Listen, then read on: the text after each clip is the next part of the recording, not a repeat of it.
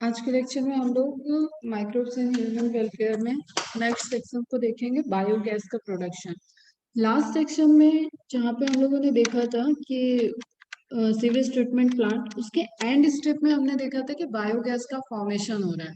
ठीक है, biogas is what? Biogas is a mixture of gases जो कि आप इन्फ्लेमेशन के लिए या फ्यूल की तरह जिनको यूज कर सकते हैं।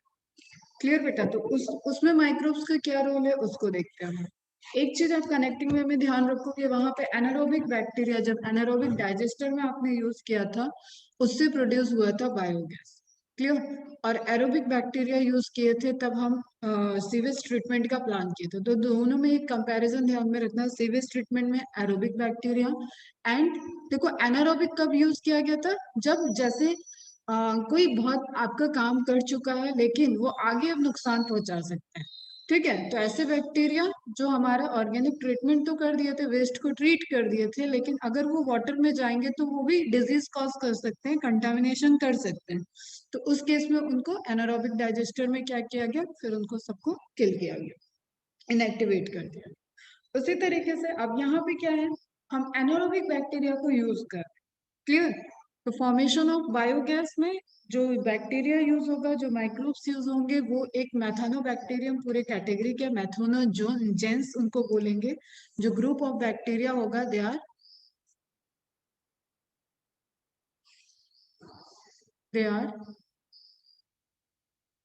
मेथेनोजेंस। ठीक है, मैथेनोजेंस बैक्टीरिया होंगे, इट मीन्स की they can produce methane gas, mainly methane gas. Clear?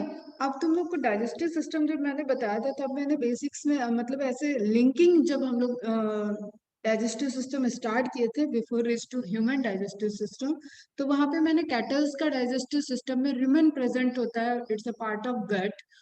और उस केस में मैंने बताया था कि जो कैटल्स होते हैं वो सेलुलोज को डाइजेस्ट कर सकते हैं, हम लोग सेलुलोज को डाइजेस्ट नहीं कर सकते हैं। सेलुलोज हम लोग के एक्सक्रीटरी मटेरियल, मतलब एक्सक्रीटा का पार्ट बन जाता है cellulose. We can't digest the cellulose, लेकिन कैटल्स डाइजेस्ट कर सकते हैं क्योंकि उनके जो रुमेन वाला पार्ट है वहां पे मिथेनोबैक्टीरियम नेचुरली प्रेजेंट होते हैं। जैसे हमारा एक माइक्रोबियल फ्लोरा है। ठीक है, चलो क्वेश्चन बताना। What are the microbes? What are the microbes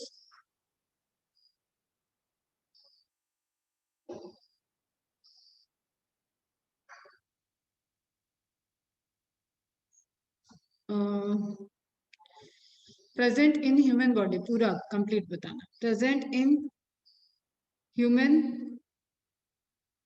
body, beneficial microbes. What are the, yeah, which are the beneficial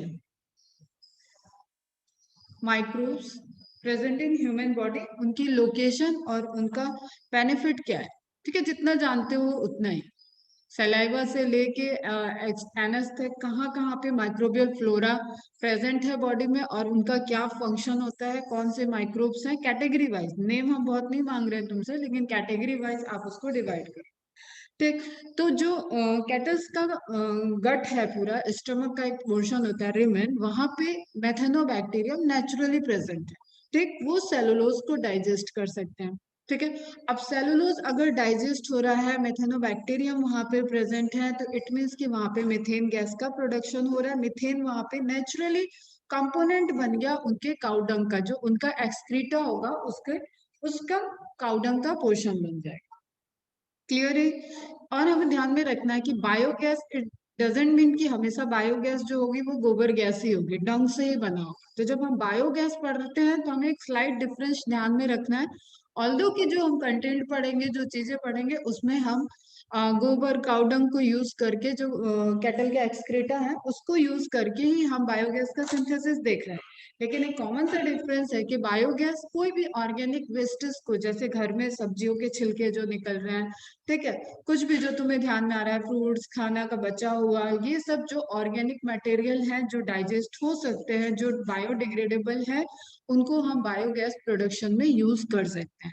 but most of the case में क्योंकि मेथेन रिलीज करने का जो नेचुरल प्रोसेस है, जो नेचुरली है, वो मेथेनोबैक्टीरियम कैटल के अंदर नेचुरल वे में है, तो उस रिसोर्सेज से हम क्या ऑर्गेनिक मैटर यूज कर रहे हैं, ऑर्गेनिक मैटर क्या यूज कर रहे हैं, उससे हमें वेरिएशन आ जाएगा कि क्या क्या गैसेस प्रोड्यूस हो रही है।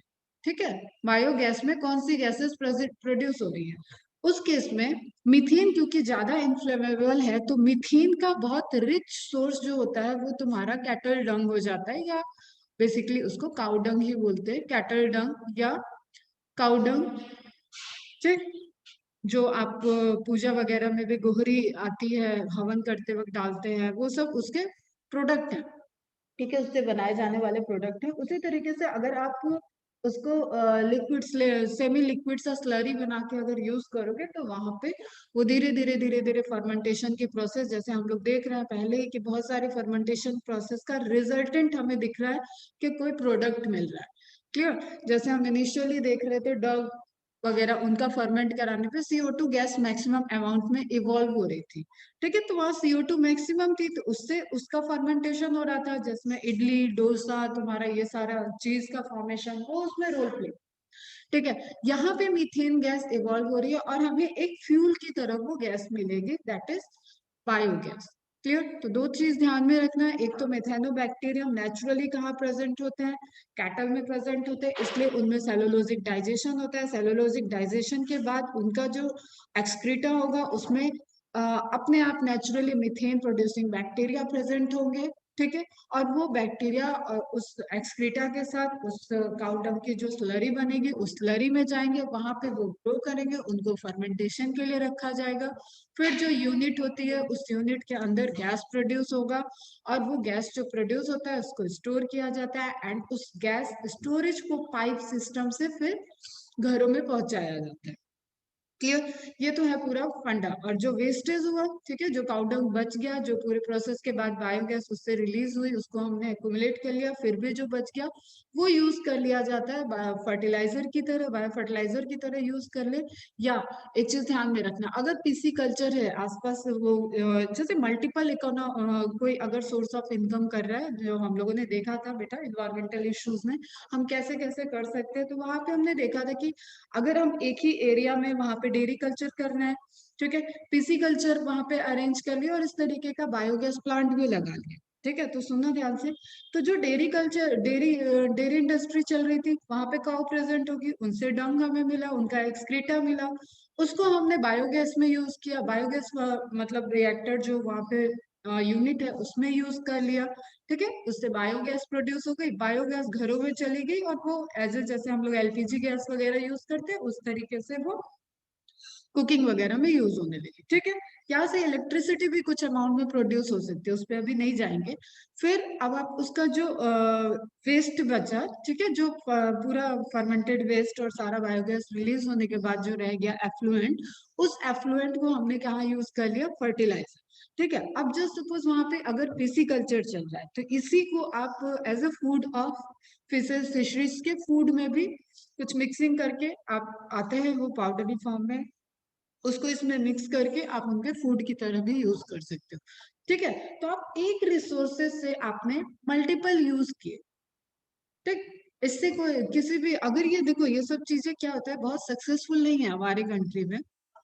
2% के करीब ही बायोगैस प्रोडक्शन और चीजें चल रही है, प्लांट लगे थे, कई प्लांट बंद हो चुके हैं, बहुत कम प्लांट चल रहे हैं। ठीक है, क्योंकि ये टाइम टेकन प्रोसेस है और लोग इजी गोइंग प्रोसेस ज्यादा पसंद करते हैं। अब तो जो एलपीजी वगैरह है वो गाँव तक भी पहुंचने लगी है, तो वहां पे वो उसको यूज करना इजी समझते हैं। ठीक है, और इसके एडवांटेजेस तुम्हें ध्यान में रखना होगा, जब सब्जेक्टिव क्वेश्चन करोगे तो एडवांटेजेस भी ध्यान में रखना है।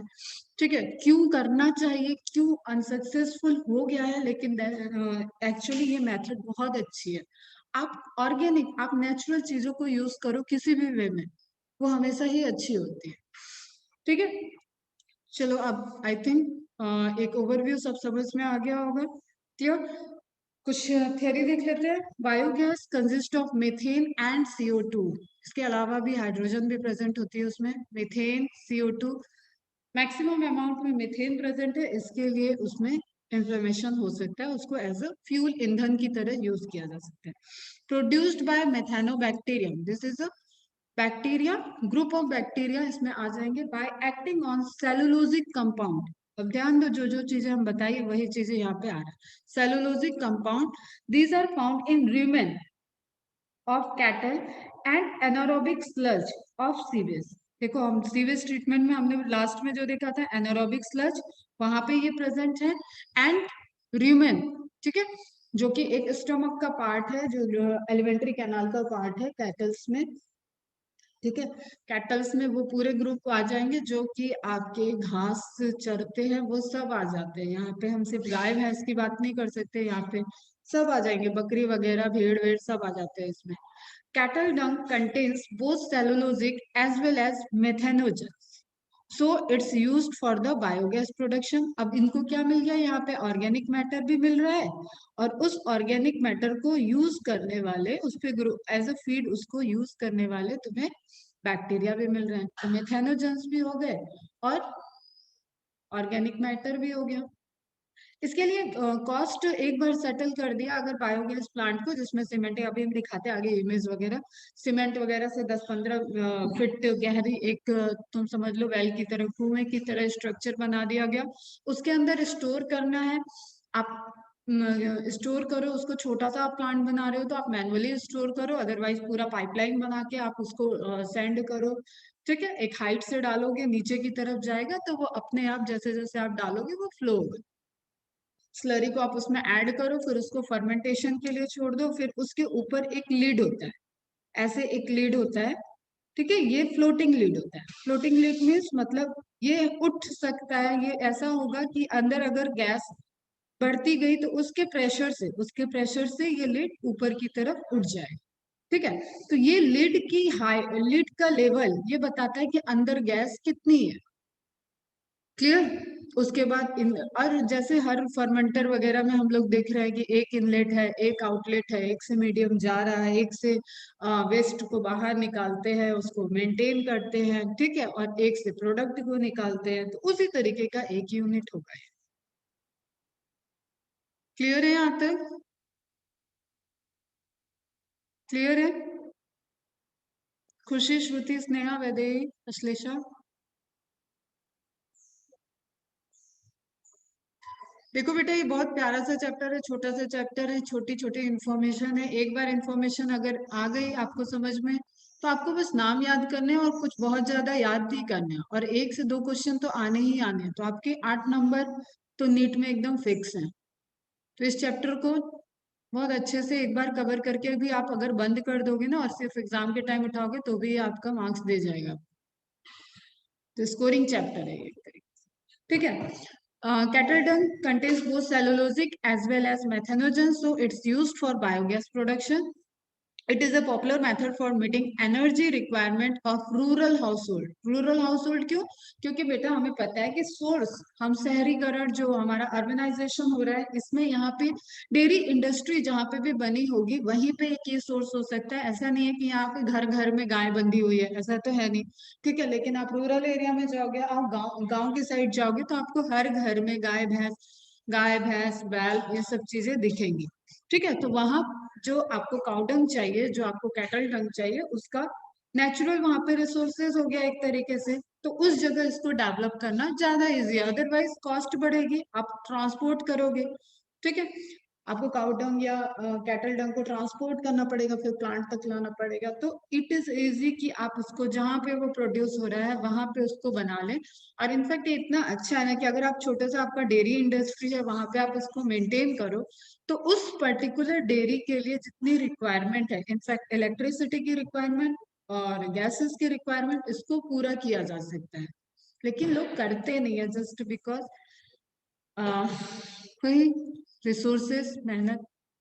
It is a popular method for meeting energy requirement of rural house hold, इसलिए रूरल में ज्यादा इजी है, and also helps in reducing precious firewood, ठीक है। अब ड्रॉबैक क्या था, फायरवुड मतलब जो आप देखो यूज करोगे इसको तो अब जंगलों से जो लकड़ियां काट के लाते हैं खाना बनाने के लिए यूज करते हैं, इतना सबको फिल्मों में तो देखे होगे, अपने घर में गैस यूज होते हुए देखे होगे, या जस्ट सपोज तुम लोग तो प्यारी सी जगह पे रहते हो कि कभी कुछ ऐसे कुकिंग पता नहीं बाटी वगैरह तुम लोग बनाते हो या नहीं, लिट्टी वगैरह। हम लोग के साइड में ये सब बहुत फेमस फूड है। तो जैसे पार्टी के लिए पनीर की डिशेस होती है ना, वैसे ही अगर हम लोगों के यहाँ किसी को पार्टी करनी है तो वहाँ पे बाटी चोखा की एक स्पेशल डिश होती है। तो उस बाटी को बनाने के लिए अब तो तंदूर वगैरह मार्केट में अवेलेबल है, ओवन अवेलेबल है, लेकिन वो जो रियल बाटी और जो ट्रेडिशनल बाटी होती है वो इसी की, जो काउडंग की गोहरी बोलते हैं, तुम लोग पता नहीं क्या बोलते हो, अब इसके भी फोटो लगाए हैं, तो उस पे बनती है। ठीक है, उसका टेस्ट और उसको यूज किया जाता है, तो वो एक अच्छी डिश में माना जाता है। अब ये सब कैसे ना, मक्के की रोटी, ज्वार की रोटी, बाजरे की रोटी, ये सबों को ये सब चीजें पहले हम लोग लोगों के डाइट में बहुत अच्छे से होती थी और इजीली अवेलेबल होती थी। अब इसके लिए आप पे करते हो रेस्टोरेंट में, वो भी बहुत सेलेक्टेड रेस्टोरेंट में ये आपको मिलेंगी, और ये डाइट का पार्ट जब बन जाती है, जब आपको वीट गेहूं से होने वाली चीजों के हार्मफुल इफेक्ट पता चलते हैं, तो आप इसकी तरफ मूव करते हो। Clear? And you have to pay for that. ठीक। तो एक आप पूरा ऐसा शिफ्टिंग देख रहे हो, हर चीज में है ये। जब हम इन्वायरमेंटल इशू बताए हैं तब भी आपको बताए हैं कि एक शिफ्टिंग देख रहे हो कि हम पहले की चीजों को छोड़ते जा रहे हैं, और जब हमें मेडिकली कोई सजेस्ट करता है तो उन्हीं ट्रेडिशनल चीजों की तरफ हमें जाना पड़ता है, मूव करना पड़ता है। क्लियर है बेटा? तो बायोगैस भी ऐसा ही है कि क्या हो रहा है कि कोई चूल्हे पे अगर लकड़ी जला रहा है तो पहले तो वो लकड़ी काटेगा। ठीक। लकड़ी काटा, वो अब चूल्हे जला रहा है, तो बहुत सारी लेडीज को, रूरल एरियाज में जो लेडीज होती हैं उनको स्मोकिंग डैमेज होता है, उनके लंग्स में स्मोक के डिपोजिशन से डैमेज होने लगता है। जैसा कि एक सिगरेट पीने वाले को कुछ हो रहा है, या उसके आसपास तुम लोग ऐड वगैरह में देखो कि जो लोग नहीं पी रहे हैं, अगर उसके दोस्त हैं उस वो दिन भर इनहेल कर रहे हैं उसको, तो उसमें भी कैंसर के चांसेस बढ़ जाते हैं। सेम वे में क्या होता है कि जो रूरल एरियाज की लेडीज लोग होती हैं और फैमिली बड़ी बड़ी होती है, वो बहुत सारा टाइम कुकिंग में उनका जाता है। इनफैक्ट मैं अपने ही गांव की बात करूँ तो हम लोग जब बहुत छोटे, फोर्थ फिफ्थ में होते थे, तो समर वेकेशन में घर जाते थे। ठीक है, गांव जाते थे तो वहां हम देखते थे कि ये तुम्हारा जो सनसेट होता है ना, सूर्यास्त, तब तक चूल्हा जला लिया जाता था। ठीक है, और 8 बजे तक सब खा पी के सो जाते थे, मीन्स। और वो रोटी, मैं तो देखते देखते परेशान हो जाती थी, मतलब इतने बड़े बड़े फैमिली और इतना डाइट है लोगों का ज्यादा होता है कि आप उस रोटी के काउंट नहीं कर सकते हो। तो उसको बकायदा जो आपके हाथ में बित्ता, आपने सुना है पूरा, आप थंब और जो काली उंगली होती है, इसको लिटिल फिंगर, उसको पूरा फैला लो, तो जितना साइज होता है ना उससे नाप के बनाती थी बड़ी मम्मी लोग, चाची लोग। मेरी मम्मी भी थोड़ा बहुत बनाती थी, तो उससे तब जाके होता था। तो उतने टाइम कोई धुएं के पास है, मैं समझाना ये चाह रही हूँ तुम्हें कि उतने टाइम कोई कुकिंग कर रहा है, वहां पे धुआं निकल रहा है, तो वो सांस भी तो कंटिन्यू ले रहा है बेटा। सांस कंटिन्यू ले रहा है तो उसकी रेस्पिरेटरी ट्रैक्ट से होते हुए उसके फेफड़े, लंग्स तक वहां पे स्मोक जा रहे हैं। ठीक है, अब वो स्मोक का वहां धीरे धीरे धीरे धीरे डिपोजिशन होगा, ये सब रेस्पिरेटरी सिस्टम में पड़े हो तुम लोग, फिर वो डिजीज कॉज करेगा, उनके लंग्स खराब होते हैं। तो एक जो, अब ये बायोगैस को अगर एक्चुअली अप्लाई किया जाए, एप्लीकेबल कर दिया जाए, तो ये एक तो जो वुड का कटिंग हो रहा है, ठीक है, वो रुक सकती है। और ये जो गैस रिलीज हो रही है और उसके इनहेल करने से जो लंग्स में डैमेज हो रहा है, उससे फीमेल्स बच जाएंगी। और गांव के साइड क्या होता है ना बेटा, फीमेल्स को थोड़ा क्या, अपने पूरे कंट्री में ही होता है, गांव के साइड तो खैर ऐसे ही हम बोल दिए, पूरे कंट्री में ही होता है कि फीमेल्स की प्रॉब्लम्स को थोड़ा सा नीचे रखते हैं। आप देखो किसी घर में अगर फीमेल को कोई धीरे धीरे सर्दी बुखार या कुछ भी हो रहा होगा, वो कुछ दिन टालेगी टालेगी, कुछ बैक पेन होगा वो टालती है, अपने घरों में भी आसपास तुम देख सकते हो चीज टालती हैं, बहुत डरते हैं। और कोई उतना, अब ये हर घर में हो ये जरूरी नहीं है, मैं ये नहीं कह रही, एक जनरल जो नेचर है, जो जनरल सिनेरियो है, उसमें ये होता है। तो उसी तरीके से जब उनको खांसी और चीजें आने लगती है तो बहुत दिनों तक टाला जाता है, टाला जाता है, टाला जाता है। ठीक है, पहले की मूवीज में बहुत जल्दी तुम्हें कैंसर का एक सीन दिखता था कि उसको कैंसर हो गया, मतलब वो खांसते खांसते ब्लड बाहर आ जाएगा। तो ओल्ड मूवीज में ये सीन बहुत होता है।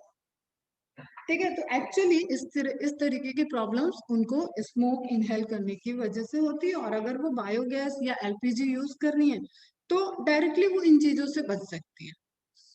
ठीक है। तो एक बेस्ट अल्टरनेटिव है बायोगैस का, जो कि हमारे कंट्री में बहुत अच्छे से एप्लीकेबल हो सकता है, क्योंकि हम कृषि प्रधान देश हैं, जैसा हम पहले भी बताए हुए हैं। कैटल्स हमारे यहाँ प्रेजेंट है अच्छे खासे अमाउंट में, गांव विलेज एरिया है, वहां पे इस तरीके के प्लांट बनाए जा सकते हैं, उससे बायोगैस को यूज किया जा सकता है। फिर भी 2% यूज है। और इनफैक्ट तुम शॉक्ड हो जाओगे ये जान के कि चाइना हमसे ऊपर है अब बायोगैस प्रोडक्शन में। ठीक है, हमारे यहाँ ये स्टार्ट होके कुछ लाख यूनिट थी, कुछ हजार में आ गई है शायद अब, और चाइना में ये 1000 से स्टार्ट हुई थी, अब करोड़ों में है। ठीक है, मतलब उनके यहाँ बायोगैस प्लांट करोड़ों के नंबर्स में है। एंड इंडिया जो कि बहुत अच्छे से इसमें कर सकता था, वो अब हजारों की यूनिट में आ गई। और मैं बता रही हूँ ना, पूरे कंट्री में सिर्फ 2% लोग ऐसे हैं जो कि बायोगैस प्लांट को यूज कर रहे हैं, या बायोगैस के प्लांट से होने वाले सप्लाई को यूज कर। क्लियर। अब पहले देख लेते हैं अब इसमें कि क्या चीज यहाँ पे जो यूनिट है वो कैसे बने। The steps involved in the production of biogas. The biogas plant consists of a 10 to 15 feet deep concrete tank in which the slurry of dung is fed. Terminology को समझना है बेटा। स्लरी ऑफ डंग मतलब semi solid सा, आपको एकदम उसको सूखा भी नहीं कर सकते हो, एकदम वो बहुत लिक्विड फाइल में नहीं रहेगा, उस तरीके का उसको एज अ इनपुट यूज करोगे। अ floating cover is kept over the slurry which keeps on rising as the gas is produced in the tank by microbial activity। जैसे जैसे वहां पे देखो, अब यहाँ पे एरेशन टेक्निक की यूज नहीं होगी, ये ध्यान में रखना। अंदर कैसे हैं, एनारोबिक बैक्टीरिया है, no need of oxygen, oxygen की उनको कोई नीड नहीं है, तो यहाँ एरेशन यूज नहीं होगा। ठीक है, लेकिन क्योंकि इक्वल डिस्ट्रीब्यूटेड रहे, इसलिए उसको स्लरी बना के पेस्ट जैसा स्ट्रक्चर बना के तब वहां पे ट्रांसपोर्ट करेंगे। An outlet connected to a pipe is present in the biogas plant for the removal of biogas and supplying it to required places। जैसे जैसे आप रिक्वायरमेंट, अब कैसी बायोगैस यूनिट है, हो सकता है सिर्फ अपने घर के लिए छोटा सा यूनिट में प्रोड्यूस कर रहा है तो उसको डायरेक्ट सप्लाई कर देंगे किचन में। हो सकता है स्टोरेज चल रहा है, तो स्टोरेज के लिए बड़े बड़े फिर वहां पे गैसेस स्टोरेज टैंक होने चाहिए, वहां पे स्टोर करेंगे एंड फिर उसको एक लार्जर एरिया में सप्लाई की जा रही होगी। ठीक है, तो इट डिपेंड्स कि आपको तुरंत यूज करना है गैस को, या उसको स्टोर करके देन डिस्ट्रीब्यूट करना है। तो एक मैन्युफैक्चरिंग कॉस्ट उसमें आ जाएगी कि आपको स्टोर करके अगर डिस्ट्रीब्यूट करना है तो आपको एक टैंक और बनाना पड़ेगा एडिशनल। द स्पेंट स्लरी मतलब जो बचा हुआ स्लरी, ठीक है, स्पेंट स्लरी डायरेक्ट टर्म पूछा जा सकता है, is removed through the another outlet which can be used as a fertilizer. ठीक है, और ऑर्गेनिक फर्टिलाइजर है ये, तो you can say it bio fertilizer. Is it clear बेटा? ठीक है,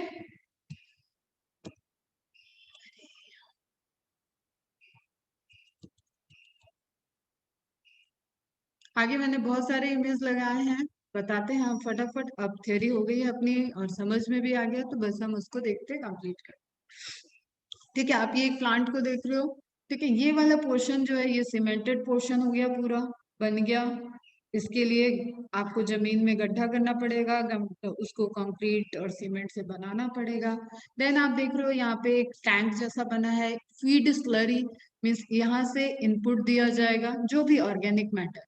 ठीक है, मैंने पहले ही बताया कि कोई जरूरी नहीं है कैटल डंग की हम बात करें, human excreta another organic matter को भी यूज किया जा सकता है, लेकिन क्योंकि मैक्सिमम प्रोडक्शन ऑफ मीथेन हमें काउ डंग कैटल डंग से मिलता है, इसलिए हम इसको बायोगैस को गोबर गैस टर्म के साथ ऐसे एज अ सिनोनिम यूज कर लेते हैं, क्योंकि मैक्सिमम उसमें ऑर्गेनिक मैटर, वो ऑर्गेनिक मैटर जिससे मैक्सिमम अमाउंट में मीथेन का प्रोडक्शन हो सकता है, दैट इज कैटल डंग। तो ये चीज ध्यान में रखो।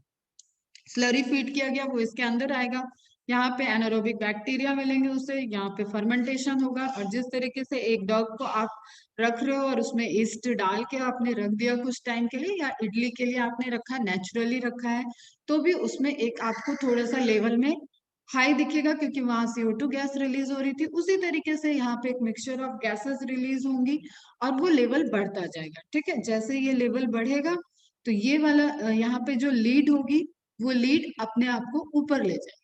ठीक है, अंदर से प्रेशर लगेगा, वो ऊपर की तरफ जाएगी और उसी में एक आपका गैस होल्डर पाइप एक अटैचमेंट होगा, जैसे समझ लो ये पूरा लीड है। ठीक है, और इसी में फिर कलेक्शन के लिए आपको एक यूनिट लगी, एक पाइप लगी हुई है ताकि वो गैस को कलेक्ट करे। तो आप यहाँ से इसको कंट्रोल कर रहे हो, बंद कर रखा है तो अंदर गैस होगी, इसको ओपन कर दिया तो गैस यहाँ से आगे मूव करने लगेगी। ठीक है, तो सेम वे में आपका वहां पे एक यूनिट रहेगा, यूनिट रहा जिसपे फ्लोटिंग जो लीड है, लीड के फ्लोटिंग से आपको पता चलेगा कि अमाउंट ऑफ गैसेस कितनी है, और उसके बाद आप गैस को स्टोर कर सकते हो। तो गैसेस टू कंबशन और अदर यूजेस में इलेक्ट्रिसिटी प्रोडक्शन में भी इनको यूज किया जा सकता है, ये ध्यान में रखना। फिर अब दो आउटलेट है इसके, एक तो गैसेस फॉर्म में चला गया, एक तो जो स्लज, ठीक है, जो बचा, that is used as a fertiliser और you can say bio fertiliser. ठीक है,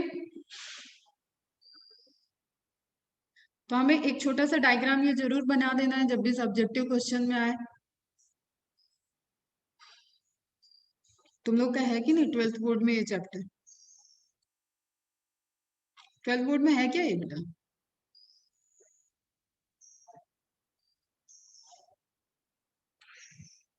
ठीक है, आप ये देख रहे हो कि एक बायोगैस प्लांट इन तमिलनाडु दिख रहा है, सीमेंट का बना हुआ स्ट्रक्चर दिख रहा है।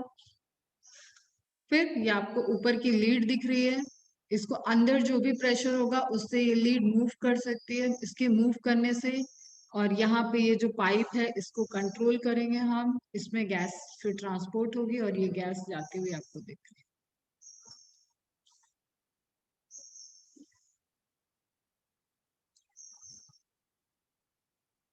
क्लियर है यहाँ तक? अब हम इसको फटाफट एक्स्ट्रा पोर्शन से देख लेते हैं, उसके बाद बायोलॉजिकल कंट्रोल की बात करें।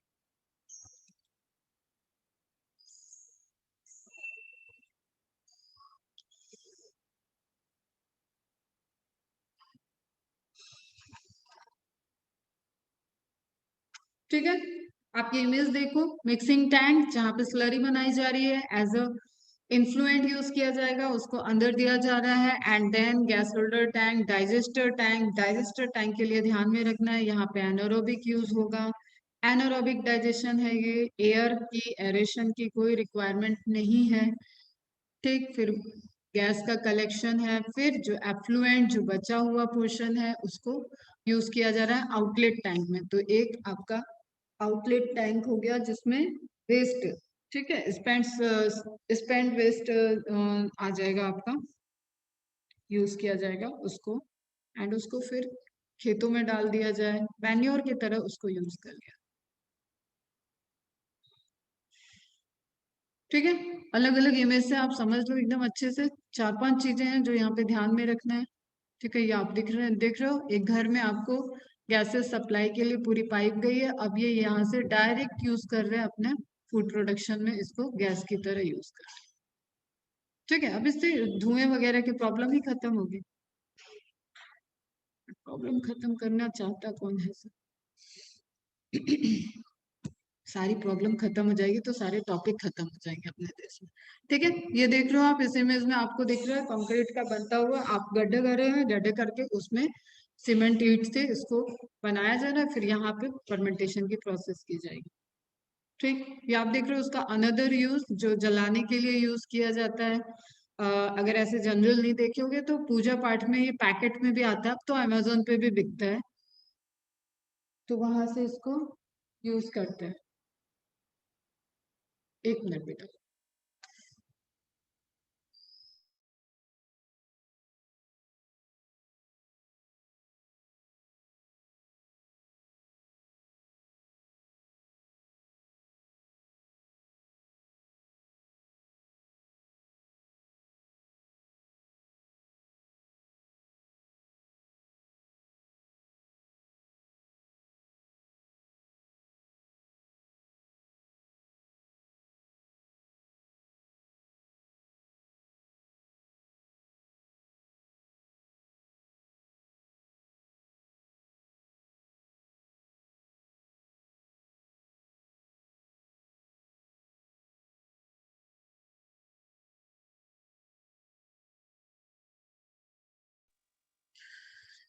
ठीक है, फिर ये मल्टीपल यूनिट तुम लोग देख सकते हो यहाँ पे मल्टीपल टैंक्स बने, इट मीन्स कि यहाँ पे प्रोडक्शन हाई रेट में चल रहा है।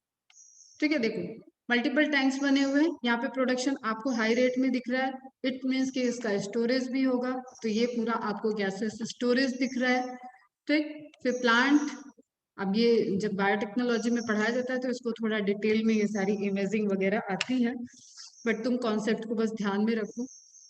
ठीक, कॉन्सेप्ट वही है, स्लर को यूज किया, फर्मेंटेशन होगा, गैस रिलीज होगी, गैस को एक जगह इनलेट से एक आउटलेट से लिया जाएगा, और स्लर को जो वेस्ट स्लर है उसको एक आउटलेट से लिया जाएगा, एक को फ्यूल की तरह यूज किया जाएगा, एक को फर्टिलाइजर की तरह यूज किया जाएगा।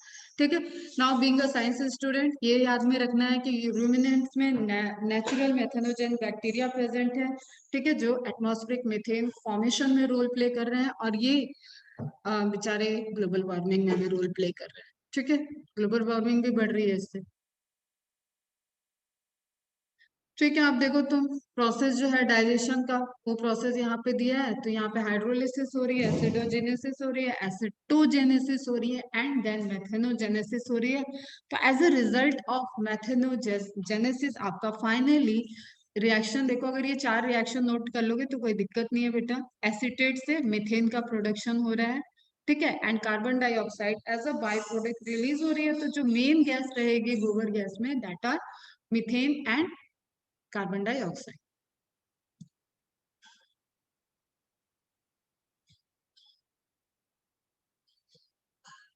ठीक है, एक ही आप टेबल नोट डाउन कर लोगे, कितने परसेंटेज प्रेजेंट है, methane 50 to 75, carbon dioxide 25 to 50%, और nitrogen hydrogen hydrogen sulphide.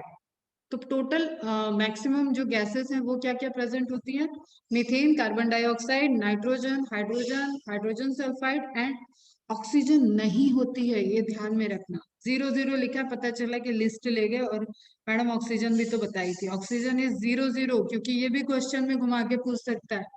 Clear, biogas में ऑक्सीजन नहीं होगी, methane, carbon dioxide, nitrogen, hydrogen and hydrogen sulphide. Concentration percentage को आप नोट डाउन कर लेना, कंसंट्रेशन बोल रहा। ठीक है बेटा,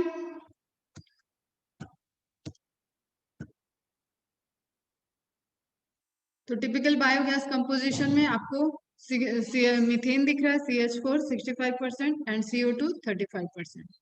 अनदर यूनिट का एग्जांपल आप देख लो, ये नेचुरल जो दिखता है उस तरीके से है, बताया मैंने, लीड और tank. And now advantages of biogas as a fuel, high calorific value है, क्लीन फ्यूल है। क्लीन फ्यूल को कैसे आइडेंटिफाई करते हैं ना, घर में भी देख सकते हो तुम इस चीज को। जब आप फ्लेम जलती है तो वो जितनी ब्लूइश दिखेगी, उसमें येलोइश या रेडिश दिख रहा है, इट मीन्स कि वो क्लीन फ्यूल नहीं है। जितना ब्लू दिखेगी फ्लेम उतना क्लीन फ्यूल होता है। नो रेसिड्यू प्रेजेंट, प्रोड्यूस, कोई रेसिड्यू का फॉर्मेशन नहीं हुआ यहाँ पे। नो स्मोक, कोई धुआं नहीं निकला। नॉन पॉल्यूटिंग है, कोई पॉल्यूटेंट यहाँ पे रिलीज नहीं हुआ। ऑल्दो कि जब मीथेन हाई अमाउंट में रिलीज होता है नेचुरली, तो वो अगर आपने इस तरीके से यूज नहीं किया तो that contribute, carbon dioxide methane contribute करते हैं ग्लोबल वार्मिंग में भी। इकोनॉमिकल है, चीप है।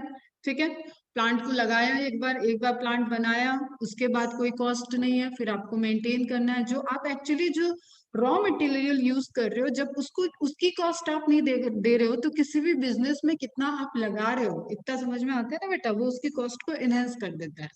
तो यहाँ पे आप जो यूज कर रहे हो that is natural cow dung या नेचुरल कैटल डंग या ऑर्गेनिक वेस्टेज, घर में जो रिलीज हो रहा है वही यूज कर रहे हैं। तो अगर हम 100 लोगों की फैमिली है आसपास और वो इस तरीके के वेस्टेज को उस प्लांट में डाल रहे हैं, तो दैट इज इकोनॉमिकल। उसके बाद आपको गैस मिल रही है। Can be supplied through the pipeline, pipeline के थ्रू सप्लाई हो सकता है, आपको सिलेंडर खरीदने की जरूरत नहीं है। फिर Burns readily, has a convenient ignition temperature, ठीक है, अच्छे से बर्न होंगी और उससे आप एज अ फ्यूल यूज कर सकते हो फॉर फूड फॉर्मेशन। कोई क्वेश्चन बेटा यहाँ से? ठीक है, अब एनसीईआरटी के पॉइंट से हम मार्क करा देते हैं। देखो मेथेनोजेंस मार्क कर लेना, मेथेनोबैक्टीरियम मार्क कर लेना। ठीक, गैसेस का नेम क्या क्या दिया है, CO2, H2, मीथेन, तो ये तीन गैस तो ध्यान ही रखना, along with nitrogen and hydrogen sulphide, ये भी ध्यान में रखना। And you have learn that microbes produce different types of gases and product. ठीक है, वो तो जो कहानी मैंने सुना दी वही है। However certain bacteria which anaerobically, ये ध्यान में रखना है, anaerobically on cellulosic material produce large amount of methane. Clear, उसको कलेक्टिवली बोल देंगे मेथेनोबैक्टीरिया या methanogens. Genesis mean synthesis, synthesis जिस जो मीथेन को सिंथेसिस कर रहे हैं वैसे बैक्टीरिया क्या हो जाएंगे, methanogens. And one such common bacteria is methanobacteria. फिर क्या मार्क कर लें इसमें, cellulosic material, human, cattle. Do you think we human being are able to digest the cellulose present in our food? चलो इसका रिप्लाई कर देना। नहीं होता है ये तो मैंने बता दिया, क्यों नहीं होता है ये तुम लोग।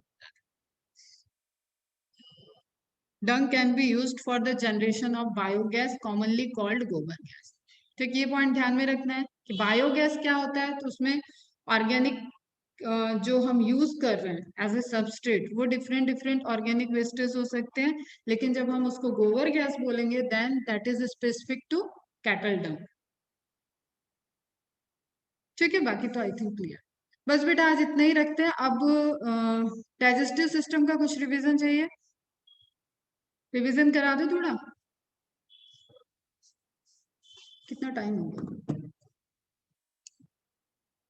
डाइजेस्टिव सिस्टम के हम कुछ सेलेक्टेड पोर्शन रिवाइज करा देते हैं। ठीक है, तो ये वाली मीटिंग को एंड करते हैं, इसके बाद आप रीज्वाइन करना 5 मिनट का जरा ब्रेक लेके, फिर हम आपको उसमें कुछ कुछ डाइजेस्टिव सिस्टम का पोर्शन बताते हैं। ठीक है, खुशी, स्नेहा, वैदेही, यहाँ से कोई डाउट बेटा?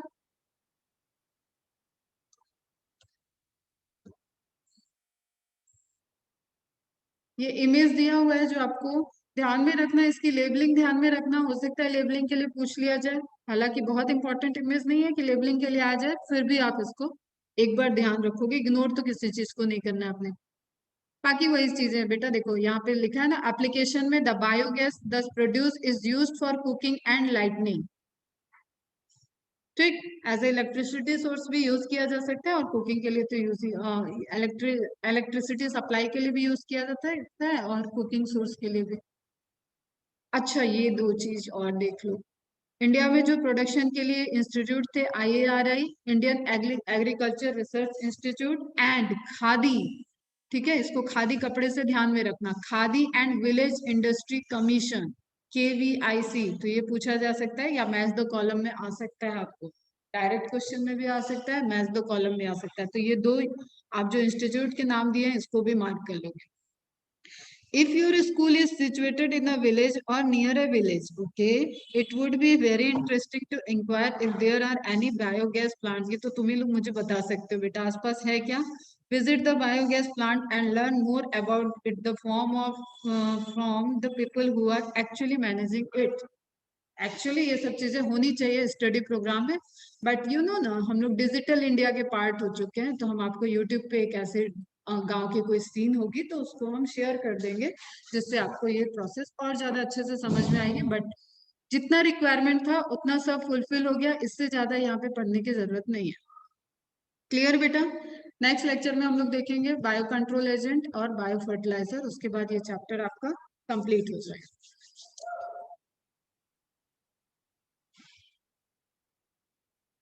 ठीक है, मैं एंड कर रही हूँ लेक्चर, और 5 मिनट के ब्रेक से रीज्वाइन करो बेटा, तो उसमें कुछ डाइजेस्टिव सिस्टम के इंपॉर्टेंट पॉइंट में रिवाइज करा। चलो बाय बाय।